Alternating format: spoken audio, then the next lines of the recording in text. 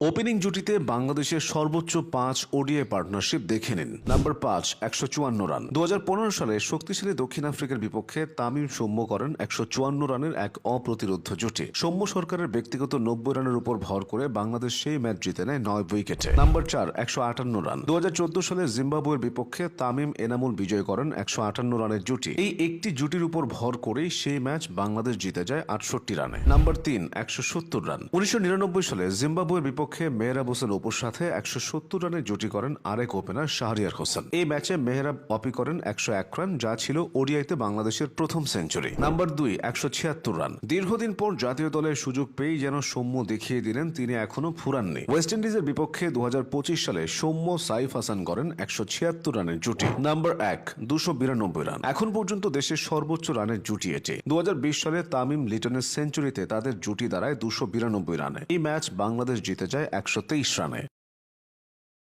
Opening জুটিতে বাংলাদেশের সর্বোচ্চ 5 ODI partnership দেখে নিন। Number 5, 154 run. 2015 সালে শক্তিশালী দক্ষিণ আফ্রিকার বিপক্ষে তামিম সৌম্য করেন 154 রানের এক অপ্রতিরোধ্য জুটি। সৌম্য সরকারের ব্যক্তিগত 90 রানের উপর ভর করে বাংলাদেশ সেই ম্যাচ জিতে নেয় 9 উইকেটে। Number 4, 158 run. 2014 সালে জিম্বাবুয়ের বিপক্ষে তামিম এনামুল বিজয় করেন 158 রানের জুটি। এই একটি জুটির উপর ভর করেই সেই ম্যাচ বাংলাদেশ জিতে যায় 68 রানে। Number 3, 170 run. 1999 সালে জিম্বাবুয়ের বিপক্ষে মেহরাব হোসেন অপুর সাথে 170 রানের জুটি করেন আরেক ওপেনার শাহরিয়ার হোসেন। এই ম্যাচে মেহরাব অপি করেন 101 রান, যা ছিল ওডিআইতে বাংলাদেশের প্রথম সেঞ্চুরি। Number 2, 176 run. দীর্ঘদিন পর জাতীয় দলের সুযোগ পেয়েই যেন সৌম্য দেখিয়ে দিলেন তিনি এখনো ফুরাননি। ওয়েস্ট ইন্ডিজের বিপক্ষে 2025 সালে সৌম্য সাইফ হাসান করেন 176 রানের জুটি। Number 1, 292 run. এখন পর্যন্ত দেশের সর্বোচ্চ রানের জুটি এটি। 2020 সালে তামিম লিটনের সেঞ্চুরিতে তাদের জুটি দাঁড়ায় 292 রানে। এই ম্যাচ বাংলাদেশ জিতে যায়